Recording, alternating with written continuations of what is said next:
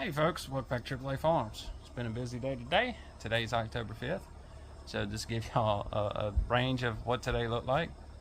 We did the body mounts on the F250 today. We did the oil change on the F250 today.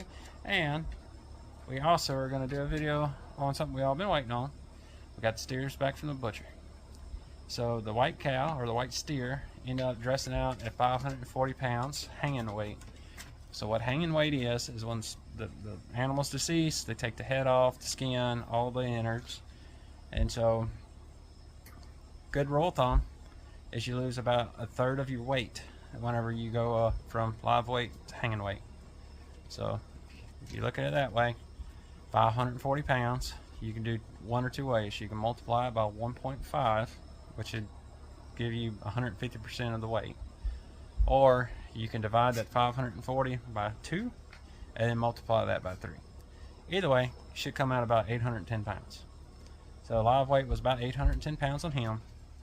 The orange one, the hanging weight, was 496 pounds. So for easy math, we're just going to say 750 pounds for live weight. That's just if you round up to 500 pounds. Yeah.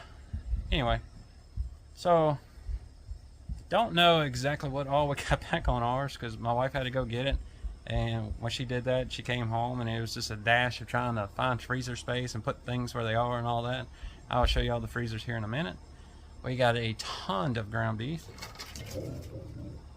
Dog's going after something, probably a cat. Anyway, dogs. Dogs. I got the pit heating up because we're getting ready to cook some T-bones and some ribeyes. But on orange cow, or orange steer, they actually paid attention to a lot of things.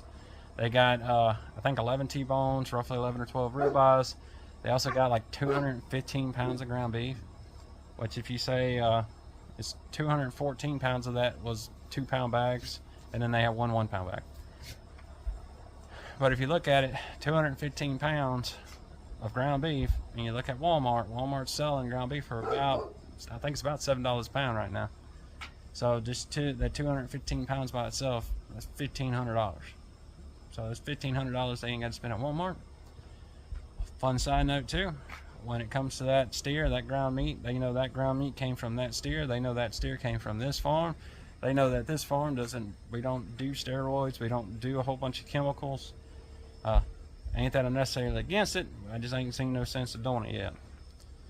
But, and those steers have been healthy their entire life, so they've never had medication, anything. They about as natural as you get. The only unnatural thing they ever had was the all-stock feed, which that's mostly natural ingredients anyway. Or I think it's all natural ingredients. In the older video, I think I shared the ingredients for that. Anyway, so they end up about 215 pounds, 2 briskets, a bunch of ribeyes, bunch of T-bones, a bunch of, they got some different roasts, a bunch of sirloins. They got some New York. I think they ended up with some filet mignon too. Beef ribs, beef tongue, oxtail, soup bones, which soup bones some good stuff. And then like 4 different bags of liver. I think it's like 2-pound bags, so about 8 pounds worth of liver, which same thing here. So got a lot. I'll kind of run through and show you our freezers as this thing's heating up, because it's got a little way to go. I got to clean it too. It's I've had this grill roughly 10 years. It's literally like there's a 4x4 support in the back left corner, but we just like everybody else, we can't afford steak either. This is the first time that I'm actually grilling steak at the house. I ain't gonna lie to you, it's probably been a couple of years. It's expensive. Things are expensive nowadays. But I'm going to show you all the freezers, and then we're going to look at these steaks, and then we're going to see how they cook up and give you all our feedback. We've done it before with a different steer that we didn't get the feed out. He did not turn out well. I actually got 2 T-bones left from him, so I can show you a comparison and big difference. So anyway, I'm going to get this thing cleaned up before it gets too hot. Need to check the propane too. I might have to change the propane out. It's been a while. But I'm gonna get everything ready, and we'll kind of give her a gander. So this is the packaging here. We got 2 ribeyes, 2 T-bones, and then this is from last go around, but 2 little baby T-bones from last time. I'm gonna get them put on this tray so y'all can see them a little bit better. All right, so we got 2 ribeyes. They are slightly smaller than what you would see in the store. I would say probably a little bit thicker, but overall just smaller. We do got some good fat. We got some good marbling going throughout there.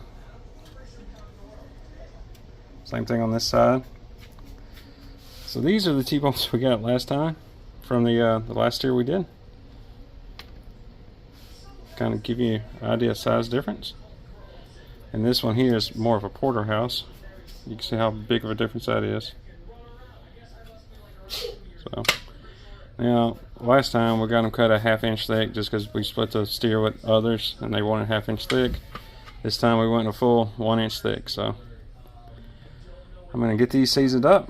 All we put on them is salt, pepper, and garlic powder, and then we give them a really good fast sear, and we eat. All right, we got our steaks all seasoned up. About to throw them on the grill. Ain't quite as hot as I'd like it, but still get that sizzle.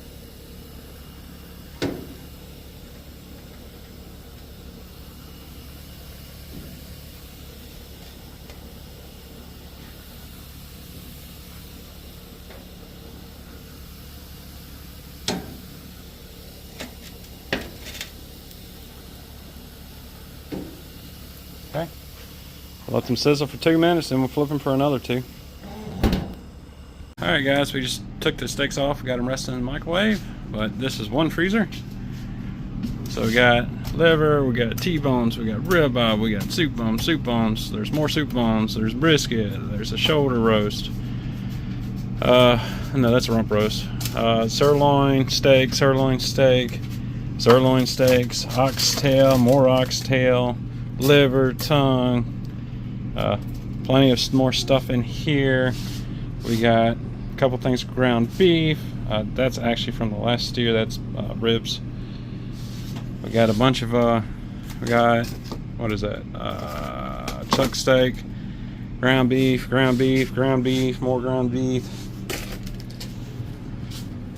Let's look in the next one. Tons and tons and tons and tons of ground beef. Chuck steak, a bunch of different steaks here, some sirloins. I think there's a ribeye down here somewhere. That's ground meat all the way down to the bottom of that chest freezer. Got a little bit of deer meat from last year.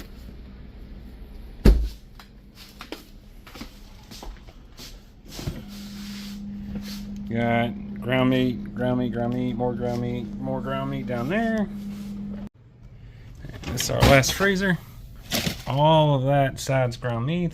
We got more ground meat in the front here, but it's 2 pounds ground meat, so we don't have to worry about buying ground meat anytime soon. All right, this is how they all turned out. This one's more of a porterhouse. Got a bigger filet mignon side. Looks pretty good. Ribeye, T-bone, other ribeye. These are 2 little baby T-bones. I'm gonna cut into one of these here in a second. Okay. Let's see how this thing cuts. Oh man, look at that.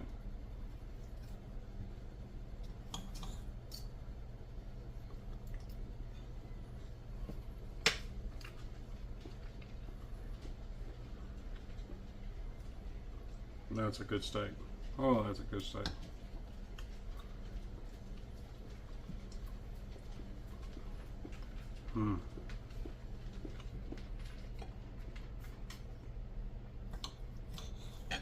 Oh man, it's just sliding through that like butter.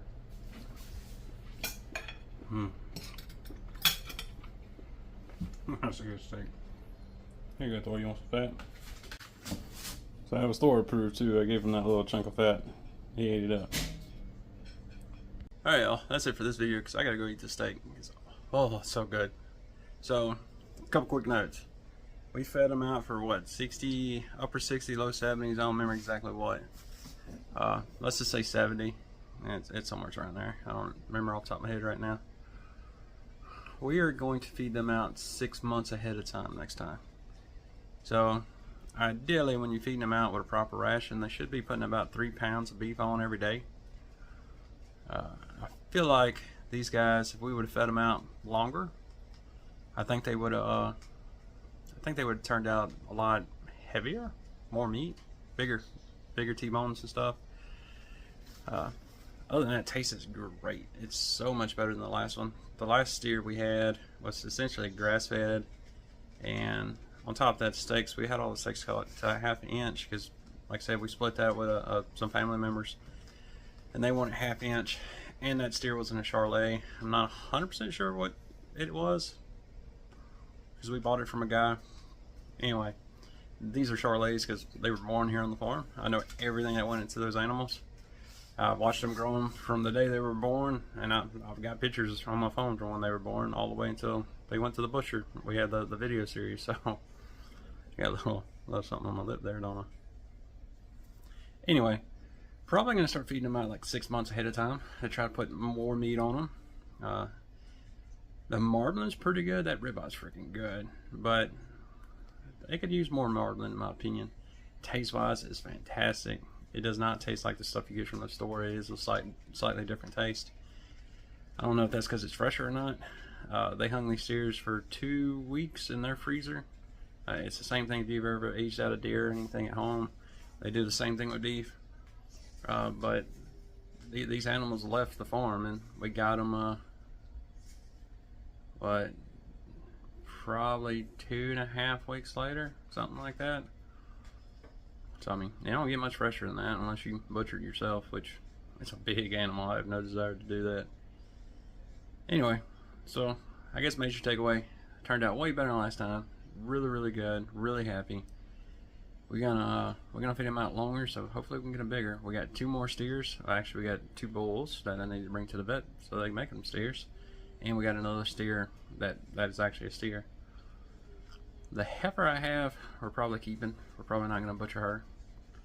But those 2 steers, the 2 bulls that need to be steers, they're right around 8 months old now, I think. We haven't fully made up our mind. I think we're gonna go to 28 weeks or 28 months again. We'll watch the meat in the freezer, and if we start getting shallow, if our customer starts getting shallow, maybe we do it a little bit sooner. But we're definitely gonna feed them out for 6 months and just see. So we're not gonna change feed. We're gonna use the all stock. I can't remember what it's called right now. Lone Star all stock feed. We're gonna use that. You don't want to change too many variables because you change the feed and the feed time. You know what impacted what. So we're gonna keep the feed the same, increase the feed time. But we are super excited. It's been a long time since we had steak. It's been a very long time since we cooked steak. Do think I need a new grill now though, so I don't know. Partial to propane grills just for steaks because I like to cook them fast and hot. But really looking at the Pit Bosses because they got the little sear zone on theirs now, so I don't know. Different day, different problem. I'm gonna go eat these steaks. Thank y'all for joining me on the farm today. I know this has been a very long trip because we started all that short clips with feeding them guys out. But it's very nice to see what all that work got us and all that time and effort got us. Definitely going to feed them out longer next time and hopefully get better results next time too. So, you know, you learn and you grow from that and make things better. Alright y'all, thanks for joining me on the farm today. See y'all next time.